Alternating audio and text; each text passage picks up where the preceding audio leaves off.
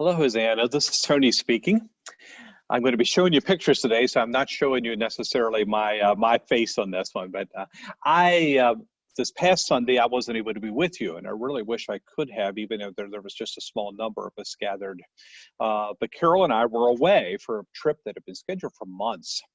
We had the opportunity to join a tour group in the seminary where I teach, and we got to visit some biblical sites in Greece and Turkey, something I've wanted to do for a long time. And there was this trip planned, and we signed up and went, not knowing, of course, that we were going to be in the middle of a global pandemic. And it was interesting being on tour, particularly in Europe during this time. There were lots of people wearing masks, particularly in the airports. The longer we were there, the fewer places that were open. And while we were there, the president instituted a travel ban from Europe, and that got some of our friends a little concerned about us. So fortunately, it didn't affect us as U.S. citizens, except that many flights were canceled, but ours was not. We were scheduled to fly out of Istanbul, which is in Turkey, where the coronavirus is not very widespread, and it was not part of the travel ban. So in the end, we made it home okay. We were checked out by the CDC when we arrived in New York. They checked us, made sure we didn't have a fever. We're right now under a bit of a voluntary self-quarantine, just to make sure we didn't pick up any bugs along the way, particularly in Greece. And we're not going to be passing any of them along to you. So I can't do this in person today, but I can show you some pics here and narrate them a bit for you, if you're interested.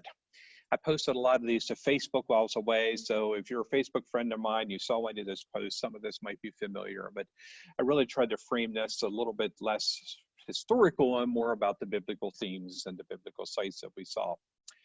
Now, first, we got to put a little context. Jesus was born, he did his ministry, he lived, he died, and was resurrected in Israel. And in, what we now call Israel, what the Romans called Judea. So you'll find that on this map with the Roman Empire. In the bottom right-hand corner, you'll see something that says Egyptus, and above it is Arabian, Petrea, and above that is a tiny little country, little province of Rome called Judea. Now, I had a chance to visit Israel last summer, and when I returned, I gave a similar presentation on that, the experience of being in the Holy Land and walking where Jesus walked. But most of the early Christians didn't live there in Israel. Some did. There was a church in Jerusalem, but the gospel spread outside of that region fairly quickly to Jews who were living elsewhere in this Mediterranean world that was controlled by Rome. And then beyond the Jews, into Gentiles in those same locations. Now, this move to the Gentiles is very controversial, and the New Testament tells this story. There were some who insisted that Christians needed to become Jews first if they were going to be in Christ. The New Testament calls those folks Judaizers. Well, one of the loudest voices in opposition to that was the Apostle Paul. Now, Paul was a Jew, but he hadn't been raised in Israel. He'd been raised in the Gentile world. He was from what we now call Turkey. He was born in the town of Tarsus. And so here's a map. I'm going to show you some maps because the geography would help us understand what this New Testament world looked like. In the town of Tarsus, you'll see that's the town furthest on the right there, kind of in the corner of the Mediterranean Sea, but modern day Turkey. What was then the Roman province of Asia Minor. Now it gets a little confusing because we think of Asia as a continent of Asia, but Asia Minor was most of what we now call Turkey, which is there in the Mediterranean Sea, and Israel would have been a little bit further off this map down in the bottom right-hand corner. The Roman Empire was very powerful at this time. There's that map again. And one benefit of it was this entire area around the Mediterranean was under their control, so people could travel from one region to another, or even move from one region to another fairly easily. And so there were Jews nearly everywhere in the Roman Empire. And Paul, being raised in a Gentile area and knowing as a Jew outside of Israel, saw this as an opportunity. In fact, he was called by God, called by Christ himself, to take the good news of Jesus to them wherever they were. And then as he was doing that, he would also preach to the Gentiles. And so he made 4 missionary journeys, at least that we know of, that are recorded in the book of Acts. And other people did too. Some of them were along with Paul. Paul and Silas worked together for a while. Paul and Barnabas worked together for a while. Barnabas took John Mark and worked with him. Paul had Timothy working with him. Priscilla and Aquila did some of their own stuff. So there was a number of people out there moving from town to town, getting churches started, introducing people to Jesus in all these cities that are around the Mediterranean, particularly in these two areas of Asia Minor, which is his homeland, and Greece, which does not exist on this map as a separate place, but you will see places there, Thracia, Macedonia, Achaia, that area. That's what we would now call Greece. Later on, Paul and some others wrote letters to some of these churches. So we knew a little bit about them. We even know the names of some of the people there. But mostly what we know is what they were dealing with. And they were ordinary humans. They were Christians who were living out a faith that was brand new. But they were living in a world that had an awful lot of adversity. That was what they had to deal with more than anything else. It was hard just living in the first century AD. Sickness was prevalent and it was not terribly treatable. I'm going to show you some pictures of kind of the world's first hospital a little bit later on, but I'm not sure how much good it did. You never knew when an epidemic would strike, and they did not have vaccines. Never knew when famine would strike either, and there was no grocery store to run to feed your family. There was a marketplace that was in town, and if you didn't have much, probably other people didn't have much either.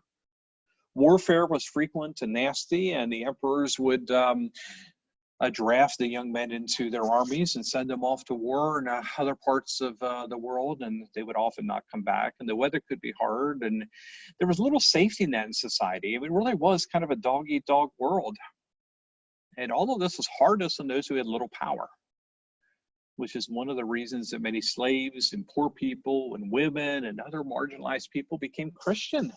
The gospel was really good news to them for a variety of reasons, and we talk about it at Hosanna all the time. Well, while we were there, we visited some of those biblical cities, the ones that are talked about in the New Testament, or the ones that have New Testament books written about them. We saw Athens and Corinth and Thessalonica and Philippi, Troas, Assos, Pergamon, and Smyrna. We also saw some other places where Christians flourished after the New Testament time, like Istanbul. But that was about 300 years later when it was known as Constantinople. But we visited there as well. We also saw, well, most of what we saw from the first century, the century in which biblical Christianity was being created, was in ruins. And that's to be expected. It's 2,000 years old, but it's amazing how much of it is still there, even in ruins, more than I would have expected, and I'm a historian. The most common sight from city to city was the remains of temples. Now, not Christian temples, of course. Christians didn't have churches in those days. We saw no Christian church built before the 3rd century. To be honest, there weren't many even after that time. But we saw lots of temples to other gods. And I'm going to show you some of them. These temples, oh, by the way, Christians who didn't have temples then didn't need them because they met in homes. And it's a good reminder to us who can't meet in our homes right now that, or can't meet in church right now, that the faith has never been dependent upon that. Anyway, these temples must have been awesome when they were new. This is one of my favorite ones. I spent a few minutes, this is a temple to, I think, Apollo in Corinth. I spent a few minutes just circling around and taking pictures from all the angles, getting down on the ground and looking up. I was just, particularly against the kind of a rainy sky. We had a lot of rainy days and dark and kind of cloudy days there. They're still pretty awesome with their massive pillars and foundations. Sometimes, I think they did this here, they carved their massive pillars out of a single block of stone. Just look at those things. Here's, let me see here. Here's a couple pictures. Here's a couple more of the temples to show you in different various places. I'll talk about the places a little bit more, but we saw temples everywhere. And again, some of them more preserved than others.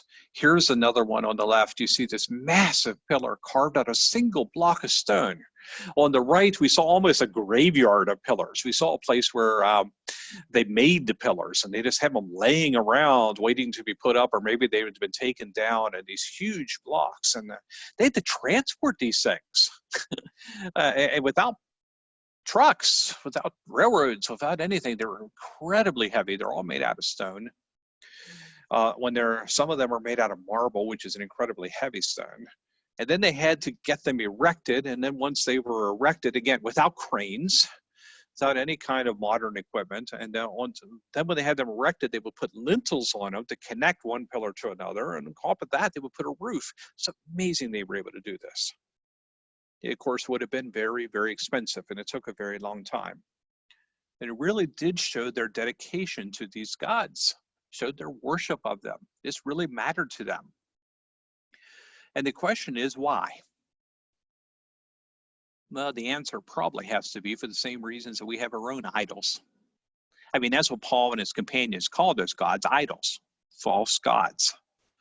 Now, in our own time, we don't build stone temples to Zeus, the premier Greek god, but we have our own god substitutes, and we have them for the same reasons. Like the people of the ancient world, we don't feel like we have much control over our world, particularly in times of adversity.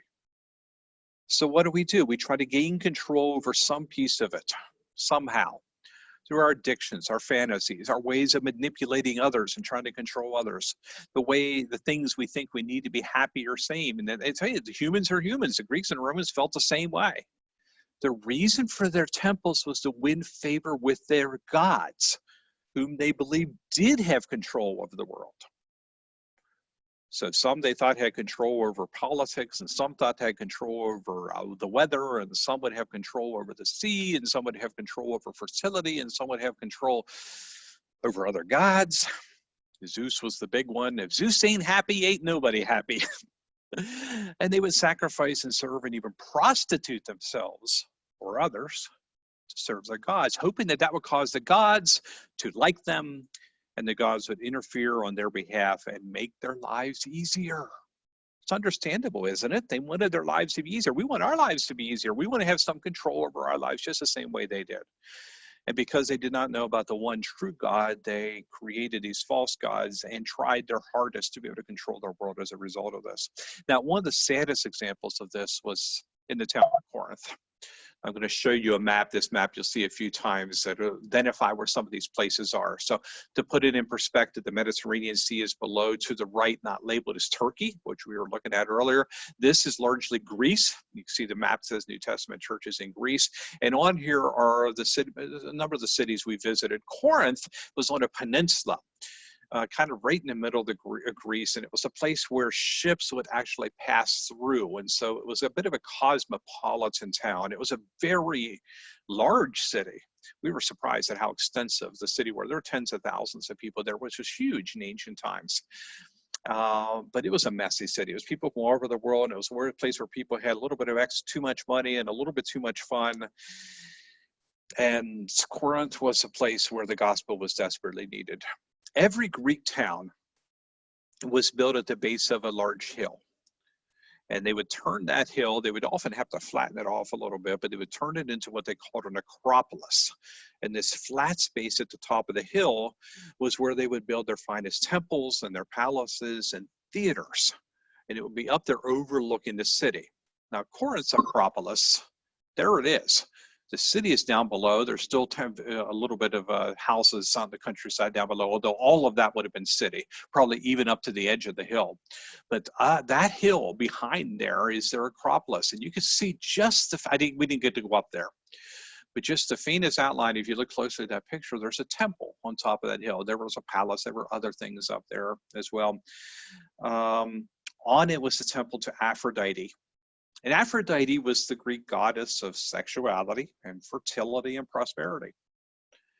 And so to serve Aphrodite in her temple were 1,000 sex slaves, mostly females, mostly girls. There were some boys too, mostly taken against their will.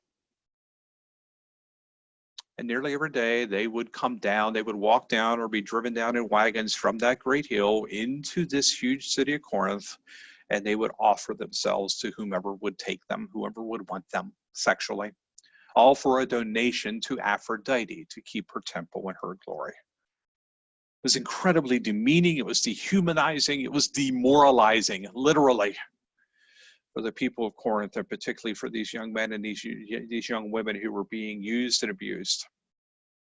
And that's why the gospel was such good news.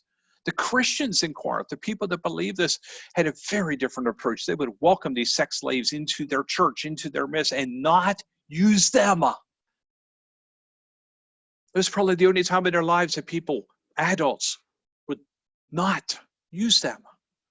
Sometimes they found enough money. Most of the Christians are pretty poor, but there was, particularly in Corinth, one very rich Christian. He was the treasurer of the city. He found Christ, and they found enough money sometimes to free them from their slavery. And when they were part of the church, they would treat them as equals, and it was incredibly scandalous to do so. It would hurt the reputations of the fine, moral Christian matrons of that city, and they struggled with that a little bit. But Paul just encouraged them, equality in the body of Christ. You're all equal. The Corinthian believers were accused of all sorts of things, and as a result, that were not true about them. And sometimes, being young in their faith, some of the things were true about them because they struggled to do the right thing, to figure out what the right thing to do, particularly in a city that had so much temptation, and particularly a city in which sex was so easy and so available. And Paul would come along and say, don't use other people, and don't let them use you. Honor everyone, honor yourself, because God honors you, Christ honors you. So Paul wrote probably 4 letters. 2 of them are in the New Testament, to encourage them, chastise them on occasion, to instruct them in the ways they should conduct themselves in this kind of adversity. Because living in Corinth, even though it was somewhat prosperous, there was an awful lot of adversity, particularly for those who were Christians. And Paul reminded both young Christians and others that God, the true God, doesn't reside in temples made by human hands. And as I said, it's a good thing to remember ourselves at a time when we're not able to gather in a church building. The early Christians didn't need them because they themselves were the temple of God. Paul told the Corinthians that. Treat your bodies, your body, the church, but also your physical bodies, each other's bodies, as temples. He also said this to the Greeks in Athens while standing at this very spot. I'm sorry, not that spot. That is Corinth. That's part of the, just a little bit of the massive ruins of the city of Corinth. It was a big place. Paul said this in Athens, standing on this very spot. This is on top of a rocky hill. You have to go up some steps to get up on top of it. It's a little bit tricky, but of course, back in the ancient world, there would have been some buildings on top of the hill, and it would have been much flatter because this was a place where people loved to gather. In the scripture, it's called Mars Hill, dedicated to the god Mars, who is the god of war for the Romans. Or in Greek, it was known as the Areopagus, which means the exact same thing in Greek. So it was dedicated to a god as well. And this is where the schools of philosophy would meet, and they would debate ideas. Now, again, this is in Athens, which is, I'll go back to the map so we can see it. You'll see Athens. The name is written there in the middle of the Aegean Sea, and it's pointing to a dot. Athens is still the capital of Greece. Athens is a huge city these days. It's over 3 million people. It was a big city then, and of course, it was very, very influential. And that's the reason that Paul went to it. Paul was new in town.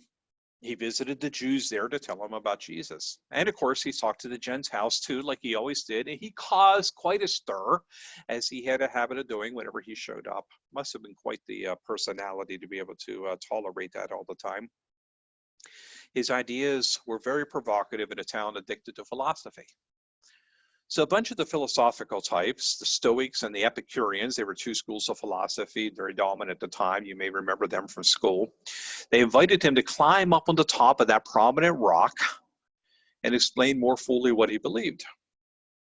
Now, he stood up there and he's talking to them, and from that space, even though it's pretty high up as it is, there is a rock above it that is even higher. And that is the Acropolis of Athens. That's one side of it. The kind of the backside of it, and it's been built out in a number of ways. But on top of that Acropolis of Athens, there was not 1, but 3 temples. You can see 2 of them from here, one on the right, and then you see the back of one on the left. But the most famous of these temples is on the other side of the Acropolis, and it's called the Parthenon. You probably have heard of the Parthenon, seen the Parthenon. It's the one that was dedicated to the goddess Athena, and Athens is named after Athena. Now, there's still quite a bit left of it, to be honest, but Paul's day was in good shape. It was actively used. So he stood in that lower hill and he pointed up to the other hill where the temples were and proclaimed that the true God, the one God, does not live in temples made by human hands.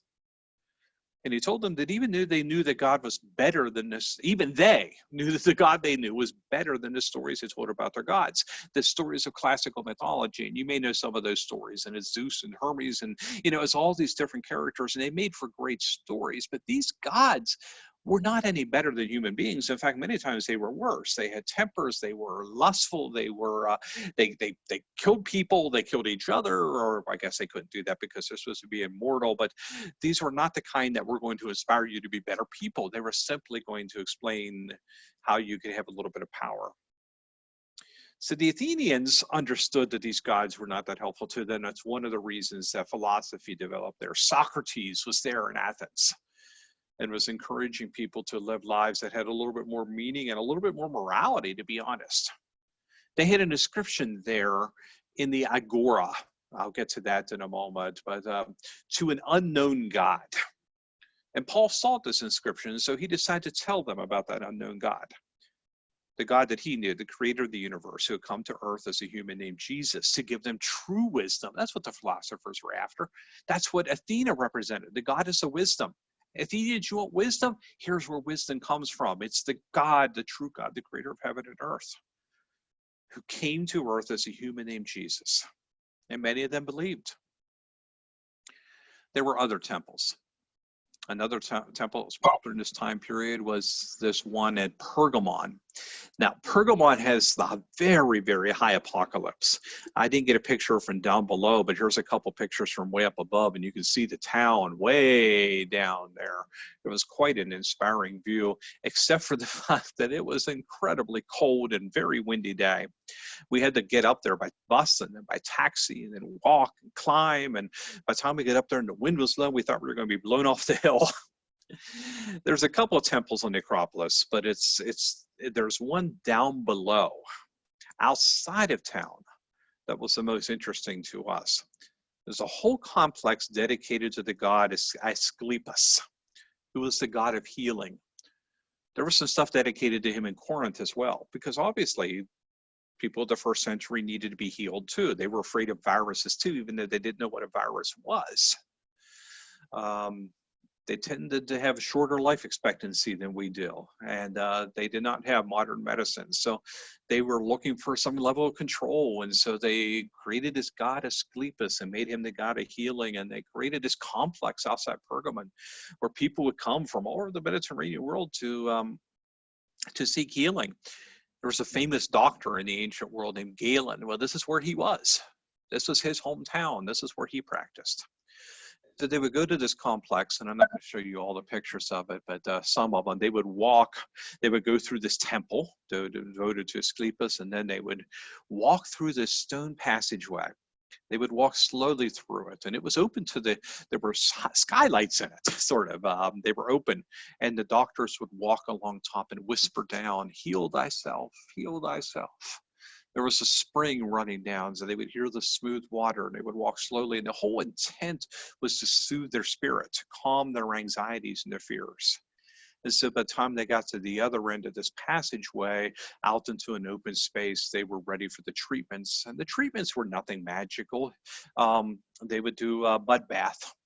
They would take a bath in the sacred fountain, as they thought it was. And so you see a picture here of the mud bath. And there was a theater there where they could be entertained. And all of it probably didn't heal anybody. But it was a good spa treatment. Probably made them feel a bit better at least. And they walked away feeling a little bit better, even if they were not healed. I'll show you one more temple. And this one was even more popular than the one in Pergamon for healing. This temple was in Delphi. It was set high on a mountainside. There's incredible views from there. And it's incredible walk to get up there. There's this winding pathway with all sorts of little kind of mini temples and statues and inscriptions. It's quite the place to visit. The legend was that one could go to Delphi and get your future told. Once a year, a high priestess there, and the priestess was called an oracle. So there were a series of oracles. The Oracle of Delphi, you maybe have heard of this, would go into the basement of this temple. We were seeing kind of the ground floor there. The walls are gone, just a couple of the pillars are left. And after a while would emerge in a trance. And people would line up for miles. They would come there once a year, or sometimes after a while, they had to increase the number of times in order to get their fortunes told by this priestess, by the oracle, while she was in a trance. And they believed her, and they would make decisions based upon what the oracle told them about themselves. They believed that this was a gift of the god Apollo. So this was a temple to Apollo here. There was a temple to Apollo in Corinth. There were temples to Apollo elsewhere. These people came from all over Greece and Turkey and Italy. They came from as far away as Egypt and France to hear the oracle of Delphi. Now, we know something now that they did not know then. That explains a little bit of what was going on here. What was this trance? Why was this place more special than others? Was it because Apollo was speaking through the oracle? Well, it turns out the temple was built on a fault line. And escaping up through that fault line were hallucinogenic gases, poisonous gases, particularly when the priestess would descend into the lower depths of the temple. So the oracle was in a drug-induced trance, not a God-induced trance. And also explained why the oracles kept dying within a few years of getting the job, because they were being poisoned in their own temple. So the good news of the gospel was you didn't have to go to Delphi to find your fortune. If you were in Christ, you were secure in his arms. Now, you may not know the particulars about what would happen to you. None of us do. But as Paul told the Philippians, you could live life without anxiety. Do not be anxious about anything. But in every situation, by prayer and petition with thanksgiving, present your requests for God, knowing that God cares for you. He also told them just a few verses later, you could be content in all circumstances, knowing that you already had everything you needed. And because of that good news, you don't have to go to Delphi. You don't have to appear before an oracle. Christ has come to you. Because of that good news, they won converts. And some of their names we know. For instance, Lydia in Philippi, the first convert in all of Europe. So all of us who have European ancestors can thank her and Paul for introducing Christianity to Europe, because if they didn't, if they'd avoided Europe, maybe Europe would never become Christian, and maybe we never would have as well. Lydia was baptized here in this very spot, in a stream outside Philippi. And others baptized believers here to this very day. And there's a whole baptistry that is set up there, and you can see the steps and a little bit of a monument, including, by the way, our friends Hadi and Penka in Bulgaria, which is about 2 hours away. And when Joanne and I went to visit them 2 years ago to do some teaching for them, they drove us over to this site and showed us where they, at that point, were baptizing believers. Thanks to you at Hosanna, we have now given them money so they could have a baptistry at their own church, because baptism of believers is a very big deal in Bulgaria, where it makes you stand out of the crowd. So, well, let's talk about Philippi a little bit. Let's find it on the map. You'll find it as up at the top in the center. It's the northernmost city that we visited. When Paul and his companions, there were probably at least 4 of them traveling together at that point, were in Philippi, they were followed around by a slave girl who had a demonic spirit that would also claim to tell the future. And you see this emphasis still on having some kind of power in this uncertain world, and even the demons would exploit it, and people would be attracted to that.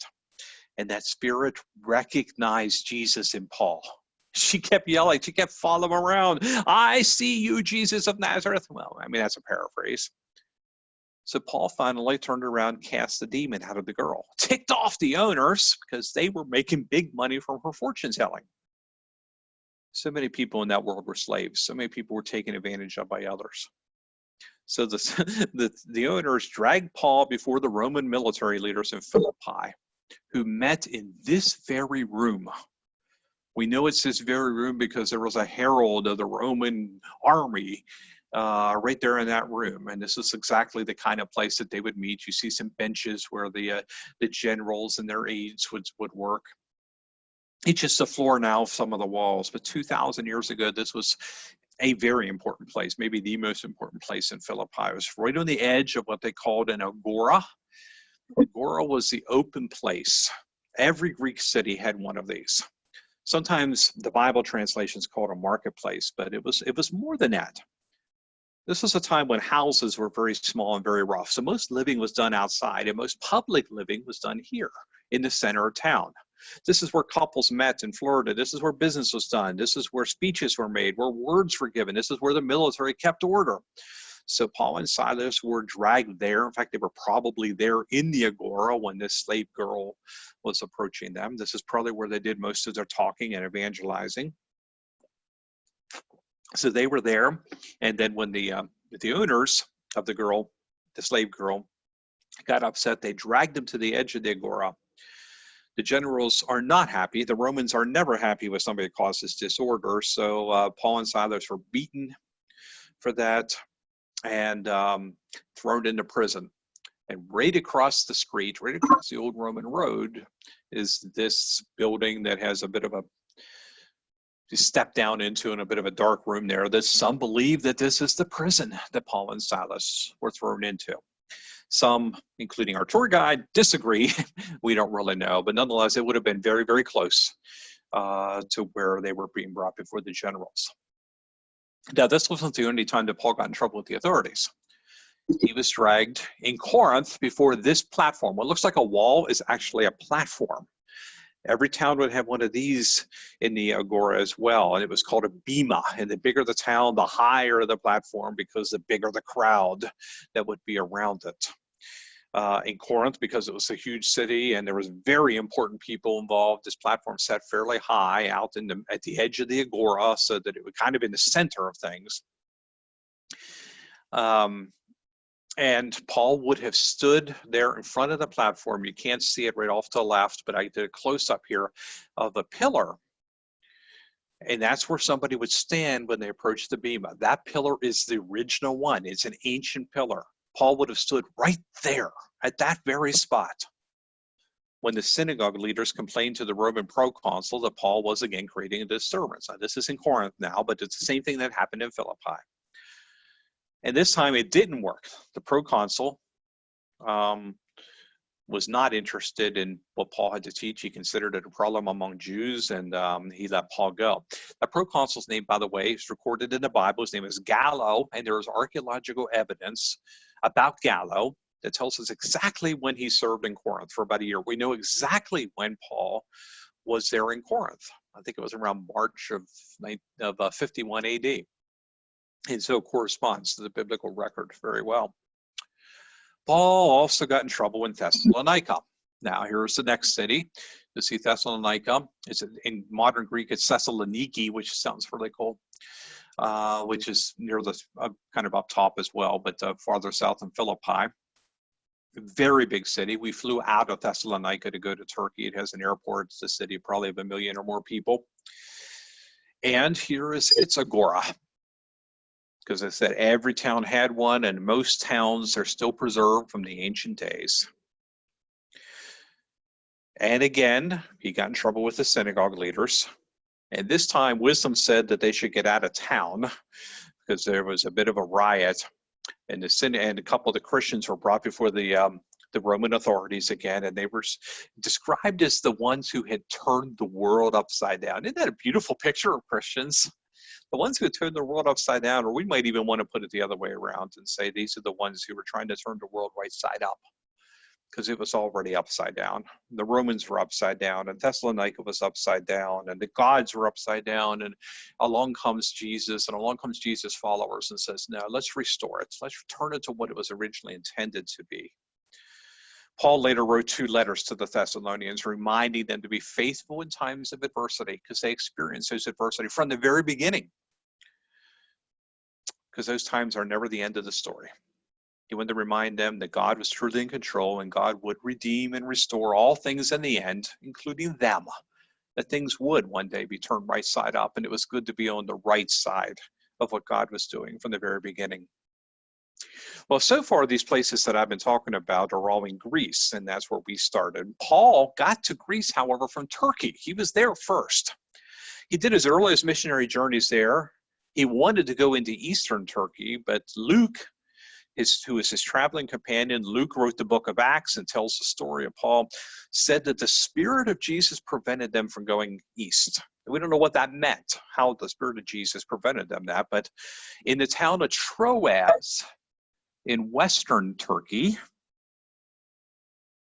they changed direction. And here we got to visit Troas, another huge, huge city in those days that is now largely ruins. There's a sign. It was Alexandria Troas to distinguish it from a more famous Troas, which was right down the road. Troas is simply the Greek version of Troy.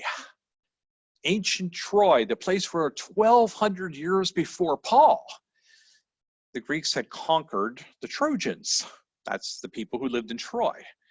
And they did that with this, after 10 years of warfare, according to the story that's told us by Homer in the Iliad, by sneaking a wooden horse into the city. And if you visit Troy, and we did, and I don't have many pictures of Troy in this one because it's not really relevant to the biblical record, but they have a replica of a wooden horse, and it's a big thing. There's somebody out in the window waving from this wooden horse. I got to climb up inside of there, and that was really cool. So anyway, he's in Troas, right down the road from Troy. And Paul has this vision, and why he's dreaming of this man from Macedonia saying, come over and help us. Well, where's Macedonia? Macedonia was in northern Greece. Remember I showed you where Philippi was? Well, Philippi is part of Macedonia. That's where Thessalonica was as well.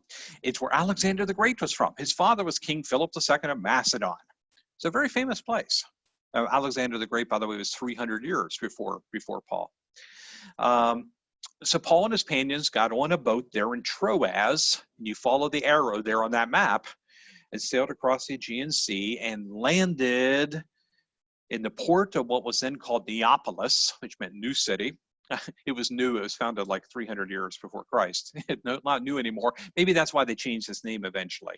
It's now the Greek city of Kavala. And they landed right here. This is the port. There's a bay leading into Kavala, and we got to walk along that bay and see exactly where that port was. There's an old Ottoman fortress up on the hill that you can see in the distance there. We spent an evening in Kavala, spent the night there actually, and had the opportunity while we were there to meet for dinner our friends Hattie and Penka Tanasav. They drove the 2 hours each direction from Kerchli, Bulgaria, just to connect with Carol and me. And it was wonderful to do that, even though we couldn't hug them, we couldn't touch them because everybody's concerned about the virus. We brought them some gifts. We brought them some computers, some laptops, and some money from you. And they were very grateful for that. Some of that was for their work, and some of that was for others serving in that area. They lead our sister congregation in Kerchli, Christ Resurrection Church, which you at Hosanna helped them build. They and the others in the network, and I'm paying a little attention to them here because they are doing today what Paul and his companions did then in the same region. They're starting churches among the people in that region that we call the Balkans, introducing them all over again to the gospel of Jesus Christ.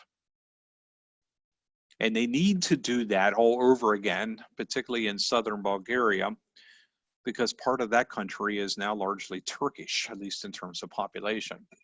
Look at the map here a little bit. I've been talking about Greece and Turkey, and we spent time in both. And between Greece and Turkey, you see on the map, Greece in the lighter orange and Turkey in the medium size and medium colored orange is the Aegean Sea. And just to the north of that is Bulgaria. And in the ancient world, it was kind of all one and the same. Turkey is right on the southern border of Bulgaria. And what's happening is immigrants from Turkey have been moving into Bulgaria in large numbers. Bulgaria is the poorest country in Europe, and stuff is cheap. And so they buy up old houses, they move into them, and then they take over a village and they start building mosques. And sometimes the money for the mosque comes from the Turkish government. And that's because Turkey is a Muslim country. Now, it doesn't take long to figure that out. You just by looking around, you see all these minarets. Those are towers. Every mosque has at least one, often two, sometimes three or four, and they use these towers to call their faithful to prayer 5 times a day. And it's very much like a steeple in a church. And in America, the steeples would ring the bells, and that would announce that it was time to pray or time to come to church, and they do the same thing, except it's a very musical kind of verbal call to prayer. It's a bit of a song, and I recorded a bit of it and posted it to my Facebook page if you want to listen to that a little bit. The sad thing is, however, Turkey used to be different than most other Muslim countries, not nearly as restrictive. For centuries, it was the home of the Ottoman Empire. The Ottoman Empire had conquered the ancient Christian city of Constantinople, which had once been the second capital of the Roman Empire. There's a whole story there that we won't go into now. But in Constantinople, from the 5th century on, was the world's most famous Christian church for 1,000 years. It was the largest building in the world for 1,000 years. And his name was the Hagia Sophia. It still exists. Hagia Sophia is a Greek phrase, Greek words means holy wisdom. It was a church dedicated to holy wisdom. And we got to visit it. It's one of the reasons I wanted to go. I wanted to see this place for a long time. It's still huge. All sorts of additions added onto it. It is awesome. It is incredibly beautiful. Nowadays, it's a museum. When the Ottoman Empire took over, they took that church and turned it into a mosque. And so you see Christian stuff in there and you see Muslim stuff in there. But the Ottomans were a bit more tolerant toward the Christian minority in their midst. And their capital city was here, Constantinople, but they renamed it Istanbul. And when the Ottoman Empire fell apart after World War I, the modern Republic of Turkey was created as a secular republic, sort of like the U.S., which is largely Christian, but honored and gave protection to all faiths. Well, Turkey did the same thing. It was Muslim, but it was to be neutral in terms of religion and Christians were able to flourish there. But in recent years, particularly under the current government, Turkey has become a bit more restrictive in its laws, a bit more boisterous, I guess is the best word, in its relationship with neighboring countries. It's invaded Syria. It's sending people into Bulgaria. It's a loud place these days. And we know a number of Christians from the U.S. serving in Turkey. Most of them can't say publicly that they're there because it would be unsafe for them. They probably get kicked out because Christian missionaries are not welcome there. And it's sad because Turkey was once such fertile ground for the gospel. This is where the church was most dominant in the New Testament times. The size of places we've already talked about, the book of Revelation, some of you may know this, was written to 7 churches in what is now Turkey, then Asia Minor, all of them in Western Turkey. The largest and most famous of them was at Ephesus, and you see the small map there, and Ephesus, right under the Turkey sign, was the biggest city of the area. It was the capital city for that whole region, and it has some remarkable ruins in it, which we didn't get to visit, sadly. We left the tour early. We had planned to do so already, but I would have loved to have seen Ephesus. Paul wrote an awesome, I got this photo from someone else. Paul wrote an awesome letter to them. It's in the Bible. He wrote another one to the Galatians, and Galatians was a collection of churches in the area around Ephesus. So we didn't get to go there, but we did get to go to Pergamon, as I said, and I've shown you pictures of that, and you see here the 7 churches of Revelation. And we did get to go to Smyrna. It's now the modern a city of Izmir, 3 million people. It's an incredibly huge city. And we flew out of there as well. But you see some of the other cities, Sardis and Thyatira and Philadelphia and Laodicea, and these are all talked about in the book of Revelation. There are other churches in Turkey too in the biblical times, like the one at Colossae. Paul wrote another letter, it's in the Bible, to the Colossians. So please pray for the people of Turkey. Please pray for the Christians there. There are Christians there. Please pray for those who are serving there.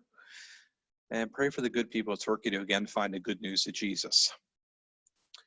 Now, it's good to remember that although all of these churches, all the churches in all these cities were originally just handfuls of people and handfuls of ordinary people. They weren't in charge.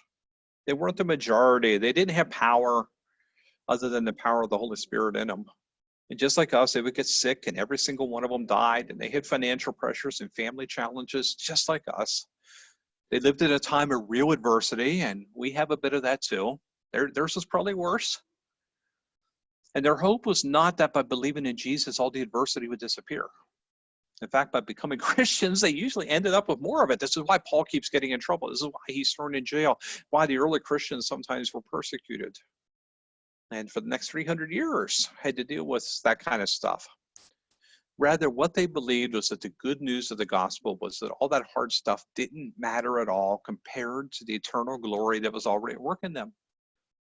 They believed in heaven, yes, but they also believed that heaven had come to earth. And they were living in it here and now. And they were living in peace and joy and love, all the fruits of the Spirit. And they were living in amazing contentment because their souls had the one thing they needed most. They didn't need Aphrodite to give them momentary sexual pleasure by using a slave boy or girl. They didn't need Apollos to tell them the future. They didn't need Asclepius to heal their bodies or pretend to. They didn't need Zeus to send lightning bolts from Mount Olympus, and we saw Mount Olympus as well.